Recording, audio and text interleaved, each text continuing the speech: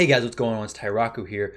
Hope everyone's having a great day. Now, today I want to do a throwback series to a series I was running on the channel previously, which was an EZPZ champion guides. Now, these EZPZ champion guides are, well, exactly what it sounds like. They're just short little guides on a champion.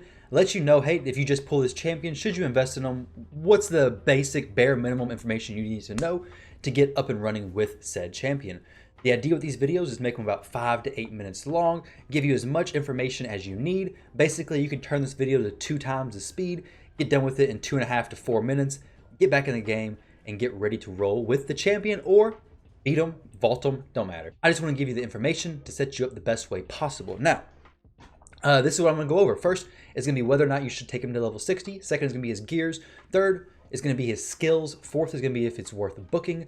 Fifth, I want to touch on his masteries. And then I'm going to move on to where he shines the most in the game, in my opinion.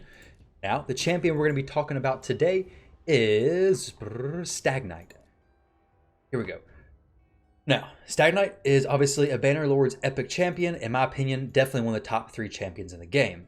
Now, with that said, is he worth taking to 60? 100% yes. Now, if you pulled him as one of your very first champions, would I take him to level 60? No. Stag Knight really shines as a support type champion, okay? So his biggest role on your team is to apply debuffs. Now, if you pulled, say, a Kale, your very first champion was a Kale, all right? Don't take Stag Knight to 60 as your first champion. Stag Knight makes a much better second or even third level 60 on your account because he really just pulls everything together. I would say he makes a far better second level 60, but by no means would I take him to level 60 at first, just because your first level 60 you typically want to get a farmer, and Stag Knight just does not fill that role. Now, number 2, let's talk about his gear. So Stag Knight's gear, he's geared the same way as any other support debuff champion. I made a video about this recently, but the only things you're going to really want to focus on is keeping him alive, letting him apply his debuffs, and making sure he goes faster than any champion who's going to do a lot of damage. So, in my case, my Stag Knight does have enough accuracy to apply debuffs anywhere in the game. You can check various different places to see how much accuracy you need to apply your debuffs, but if you're seeing your debuffs get resisted often, that means you need more accuracy. Number 2 was the speed. You want to make sure that the speed is fast enough so that Stag Knight is applying his decreased defense from his ability 2 before your big damage dealers are going. So in my case, I have Stag Knight at 202 speed. I have Skull Crown, which is my big damage dealer. I have her at 200 speed. So that means that Stag Knight goes right before Skull Crown, applies that decreased defense, and then Skull Crown hits him significantly harder than she would if we didn't have that decreased defense applied.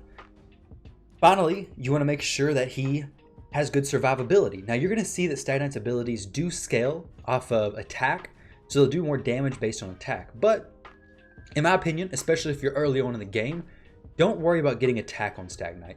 He can do quite a bit of damage, but unless you're later in the game, you're not going to have the gear to meet all those criteria and add damage onto him. So what I would focus on after speed is 100% defense and HP percent. Health points and defense. So wherever you can get that from. In my case, I have a decent amount of HP as well as defense. That's just because I have a shield set. If I didn't have this shield set, which is given a 30% HP shield based on this champion's HP, then I would be stacking his defense pretty high so that he's not taking very much damage. So it really just depends on what your gear looks like, but definitely stack as much HP and defense as you can once your accuracy and speed goals are met. All right, so let's look at his skills. So his ability 1 attacks one enemy 2 times. Each hit has a 30% chance of placing a 30% decreased speed debuff for 2 turns. Now, when fully booked, this 30% goes to 50% chance, and a 30% decreased speed is amazing in every single area of the game, except for things like the clan boss, the dragon's dungeon. Neither one of them are affected by speed. It's not amazing in arena because you typically don't last for this to really kick in, but if you do go 2 turns, this can be a very big help, especially if you slow down their speed booster. His ability 2 is this is what really makes Stag Knight shine. This is what puts him, in my opinion, to be one of the top 3 epics in the entire game. This is attacks all enemies, has a 70% chance of placing 60% decreased defense debuff and a 50% decreased attack debuff for 2 turns. Now, when fully booked, this goes up to a 95% chance. When you look at his masteries and then you get the sniper, that increases the chance of placing all debuffs from skills by 5%. Basically turns this from 95% chance into 100% chance. Now, is Stag Knight worth booking? 100%. Do you have to have him booked in order to use him in most of the game's content? No. You can use him without having him booked. However, if you're going to do things like the clan boss, you really want to have him booked, because this 3-turn cooldown on a debuff that only lasts 2 turns is a little bit sketchy, because the decreased attack can fall off, which can really ruin your clan boss runs. But as far as like, should you use him if you don't have him booked? 100%. Put him in there, try to use him, and he'll do great. He's 100% worth using your books on, though. You will literally use Stag Knight throughout the whole game. Like, I still haven't replaced him, and I've been playing for quite a while.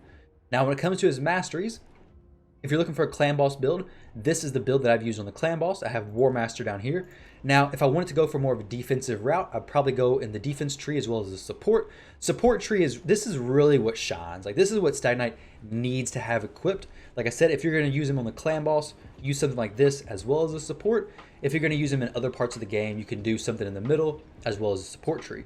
But these are amazing. Okay, so this mastery right here increases his accuracy by 20 when this champion has no skills on cooldown. Well, obviously Stag Knight only has 2 abilities, only one of which actually has a cooldown, which means every time Stag Knight uses his ability 2, he is applying it. He's going to have an extra 20 accuracy, which is amazing. Now, I did forget. Let me show you what his passive ability is. This just places a 50% increased accuracy buff on an ally for 1 turn each time the ally has a debuff resisted. Basically, if you are running, for example, a poison champion on things like the dragon, and they don't have enough accuracy, they're getting resisted a lot, every time they're resisted, Stag Knight will increase their accuracy to kind of help prevent them from being resisted in the future.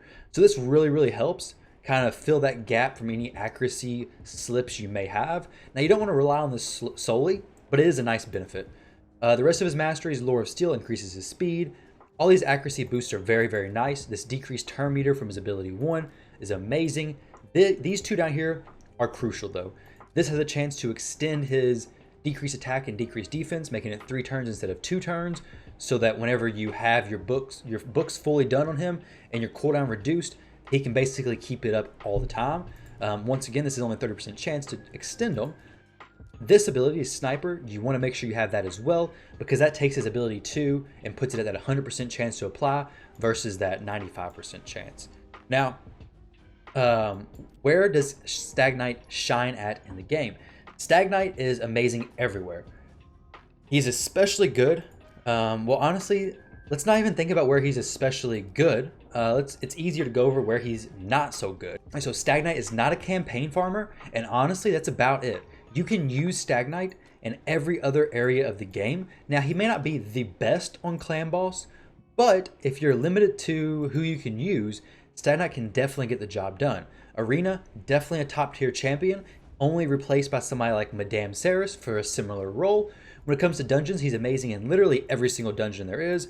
Dragon's Lair stage 20 or any of the magic stages, he does struggle a little bit applying his debuffs, but that's okay. He still gets them off and definitely helps through the waves. So if you've just pulled a Stag Knight and you're wondering whether or not you should take him to level 60, if he's not going to be your first level 60 and you need a decreased attack and decreased defense AoE ability, Stag Knight is definitely worth it. You're going to use him throughout the entire game content, guys. He's just an amazing, amazing champion. So that's been the EZPZ champion guide on Stag Knight. If you want to see more of these down the road, definitely leave it in the comment section down below on who exactly you would like to see. Don't forget to check out the Twitch channel, twitch.tv/Tyraku. I start streaming every day except for Tuesdays and Thursdays from 11 p.m. until 3 a.m. Eastern time. Also, feel free to join the Discord. We got a lot of clans going in there, guys, so feel free. If you're not down in the clan boss, definitely check that out. I'm going to pop up 2 more videos. Feel free to check those out, and I'll catch you guys in the next video.